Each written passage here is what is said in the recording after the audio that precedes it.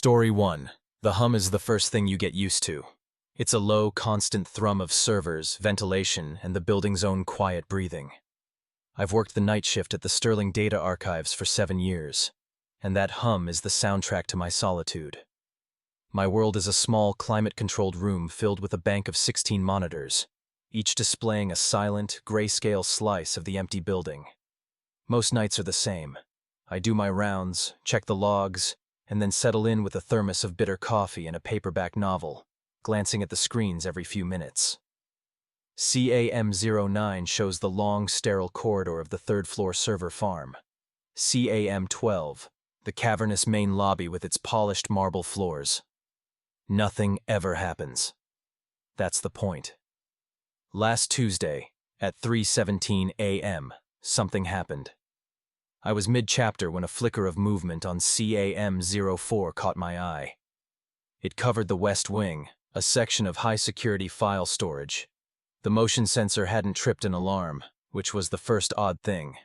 I leaned in, my chair groaning in the silence.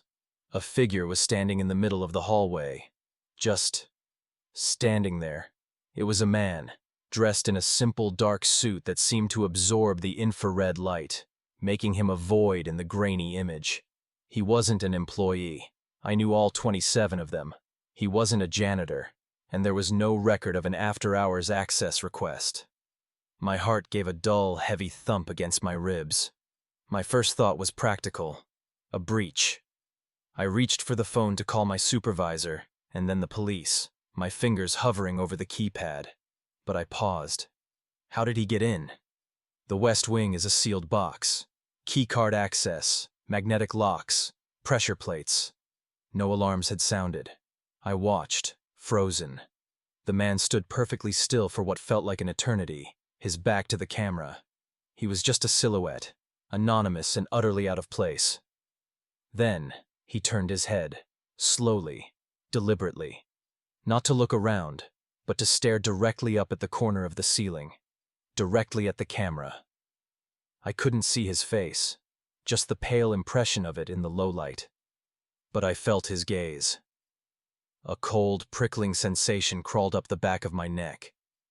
It felt less like he was being watched, and more like he was the one doing the watching. He held the gaze for a full minute. I didn't breathe. The hum of the room seemed to fade into a roaring in my ears. Then, as slowly as he had turned, he faced forward again and began to walk down the hall, away from CAM04 and towards CAM05. I toggled the display, my fingers clumsy. CAM05 showed the end of the same hallway, terminating in a solid wall of reinforced concrete. It was a dead end, the site of a planned expansion that never happened. He walked with a steady, unhurried pace. He was going to hit the wall. I watched, my mind racing through absurd possibilities. A secret door? A hallucination brought on by too little sleep and too much caffeine? He didn't slow down. He didn't brace for impact. He reached the wall, and he didn't stop. For a single horrifying frame, his body seemed to flatten, to smear against the concrete like a faulty video file.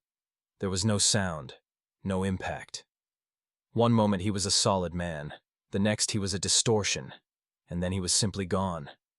He hadn't passed through the wall so much as the wall had just not been an obstacle to him. It was a rule of physics he had simply ignored. I shot back in my chair, the coffee in my thermos sloshing. It couldn't be. I rewound the footage. I watched it again, and a fourth time, frame by agonizing frame. The man appears from nowhere. He stands. He looks at the camera. He walks. He is absorbed by a solid wall. My training, my 7 years of logical, boring reality, screamed at me. It was a glitch. A corrupted file. A digital ghost created by the system itself. With trembling hands, I grabbed my master keycard and the heavy-duty flashlight from my belt. The hum of the server room was no longer comforting. It was oppressive. The walk to the West Wing was the longest of my life. Every shadow seemed to stretch. Every echo of my own footsteps sounded like someone following me. I swiped my card. The lock beeped and clicked open. The air in the hallway was still and cold. I shone my flashlight down the corridor.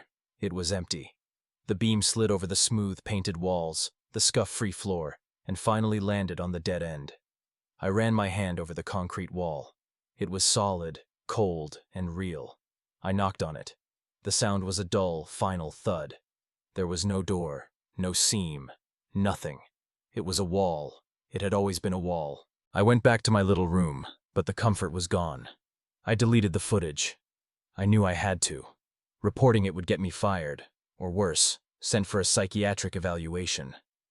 Who would believe me? I barely believed myself. But deleting it didn't erase the image seared into my brain.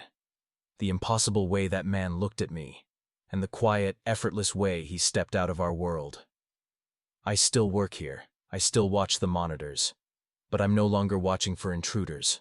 I'm watching for the seams, for the glitches in the world itself. And every time a shadow moves just right, or a flicker of static crosses a screen, the hum of the building fades, and I feel that cold, impossible stare on me again. I know he knows I saw him. And I have the terrible feeling that one of these nights, he'll be back to look again. Story 2. The graveyard shift at Northgate Corporate Plaza is a special kind of purgatory. It's not about the quiet, which I actually prefer, but about the way time itself seems to congeal. The minutes stretch into taffy, pulling and resisting until the second hand on the wall clock feels like an adversary. My world is a grid of 16 black and white monitors, a silent, multi-angled view of absolute nothingness. For 3 years, I've watched empty hallways, vacant lobbies, and deserted parking garages. I've seen janitors miss a spot, moths flutter against the camera lenses, and a particularly bold raccoon figure out how to open a dumpster lid.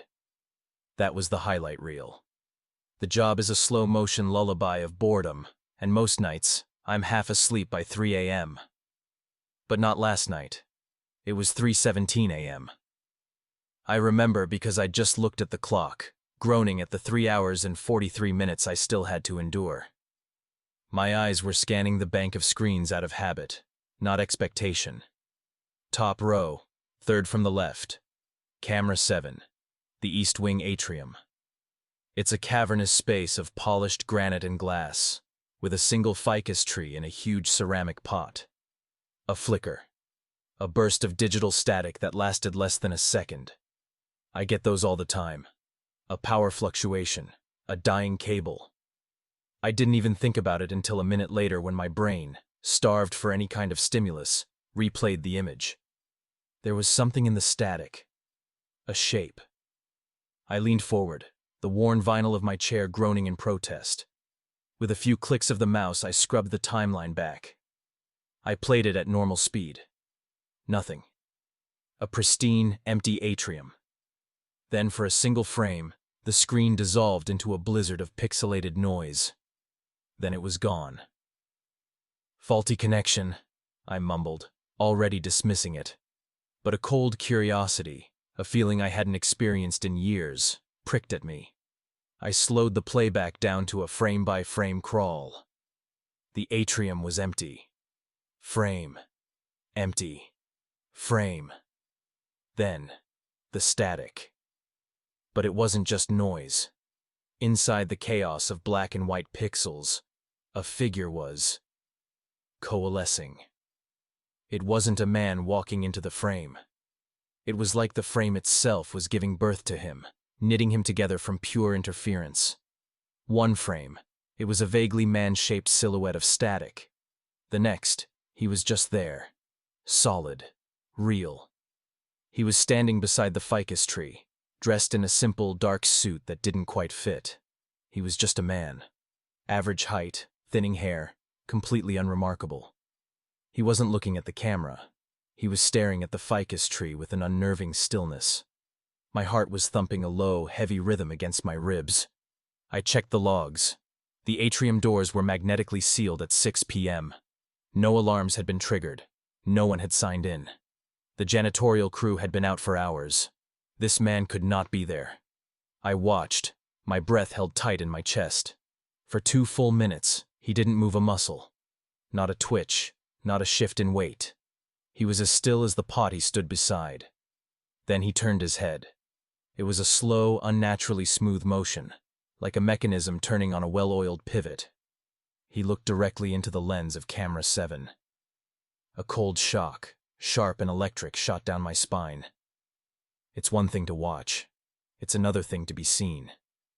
His face was blank, devoid of any expression, but his eyes, they were dark voids on the grayscale monitor, and I felt pinned by them. He knew I was there, sitting in my little security booth 3 floors down and 100 yards away. I was sure of it. He held my gaze for what felt like an eternity. Then, he raised a hand, not to wave, but just to show me his open palm. He held it there for a second before turning back to the ficus tree. And then he was gone. It was the same as his arrival, but in reverse. He didn't walk away. He simply dissolved. One frame. He was a solid man. The next, a ghost of static. The frame after that, nothing. Just an empty atrium, the ficus tree, and the polished floor reflecting the dim emergency lights.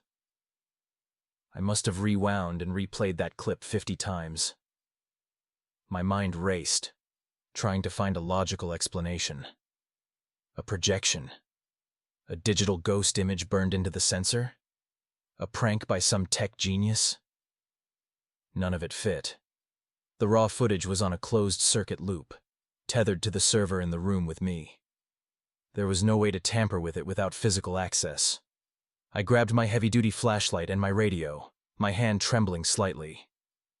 "Control to floor," I said, my voice hoarse. "Performing a sweep of the East Wing atrium." Just checking a sensor flicker. The silence of the atrium was heavier than usual. The air was cold and still. I walked over to the ficus tree, my footsteps echoing in the vast space. The granite was cold and clean. There were no footprints, no scuff marks, no sign that anyone had been there at all. It was exactly as it had been for the last 3 years. I'm back in my chair now, the sun just starting to bleed over the horizon. I've saved the clip to a separate drive. I can't delete it, but I'm terrified to watch it again. I keep looking at the grid of screens, no longer seeing empty spaces, but potential stages. I don't know what I saw. A ghost? A glitch in reality? Something that wears the shape of a man? All I know is that for the first time in years, I'm not bored. I'm terrified. Because the footage proves that the building isn't always empty at 3:17 a.m. And worse, whatever it is that walks these silent halls, it knows I'm watching.